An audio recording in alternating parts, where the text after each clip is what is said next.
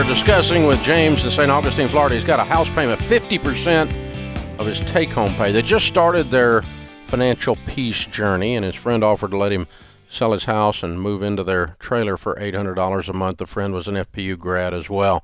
That's a fair summary of what you told me so far? Pretty much, yeah. What's your household income? The household income is about $41,000. My wife just started working. She'd been working and took some time off.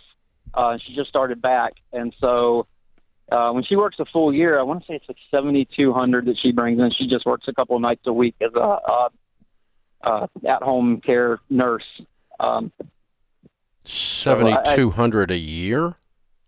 Yeah, it's she works like a couple of nights a week. It winds up being like $150 a week that she takes home. Okay, and she's a nurse? Yes, sir. Yeah, she started doing that a while back just to make a little extra money, to help out. And, okay, so how much is your house payment?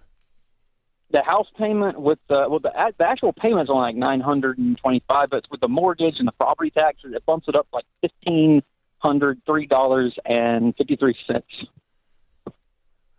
Okay, so you're dropping it about $500 or $600. Now, is your wife staying at home because there's kids? Yeah, we have 3 kids, a 4-year-old, a 3-year-old, and one turns a year old in a couple weeks. Oh, y'all are in the trenches, James. The little ones. What's that? Y'all are in the trenches with the little ones. So. Oh yeah, and so the 4-year-old's very opinionated, and he's not totally on board with the house selling. So that's part of my question. How do I kinda the 4-year-old has something to say about this. Yeah, let me help you with this. He doesn't get a vote, okay?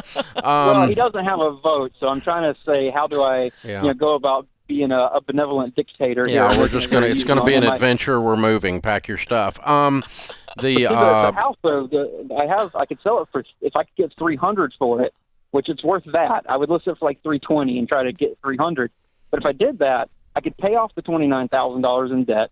Plus, I could, after paying off what I owe on the house, I owe about $175 on the house. I could pay that off plus the the 29 rather that I have in debt besides the house.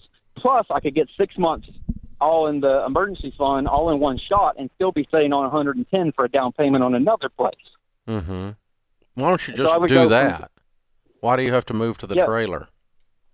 Well, because I have to be somewhere in between, because I have to sell the house and have the money sitting on it. Because no, you don't. In this area... No, you don't. I don't? No, you put the house up for sale, and you accept a contract on it, and you go buy another one. Mm-hmm. Contingent upon the closing of your house. Yeah. Okay. It's very normal. It's done every day. You just need to move down in house is all. Yeah. Yeah. I bet you could find something, James, in the area you want to be in or somewhere close to it that is better than this trailer option that you would feel great about, that you could still afford, still pay off all the things you're saying. It's just going to happen without moving to the trailer. Now, how long have you been working this plan? A month? Maybe a week. Okay. Let's push pause here, okay? You don't need to sell your house right now. I'm not sure that this is all that's going on. So you're just thrashing around in a brand new set of enthusiasms that you have. You may need to sell the house, but let's wait 6 months. Let's work the plan for 6 months. The other thing I'm seeing here is if your wife is a nurse, she can do a lot more hours and still do childcare for herself, still take care of her children. She can pick up 312s and really make a good living. And do that on some weekends and stuff for a short period of time, and you guys clean up some of these messes.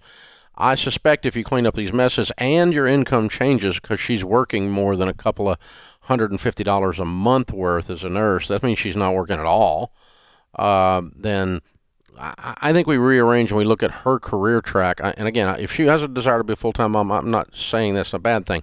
The beautiful thing about being a nurse is there's a lot of different ways you can structure making some good money. That's what I said. More than that. Around kids. Yes. And with kids and all that kind of thing. So that's exactly what I would do in this case. I would just wait a little bit and let's see how this works out. Like after the first of the year, if you're still struggling and you haven't made any progress, which I would be surprised, you may want to sell the house and move down. But I think right now that's going to be premature.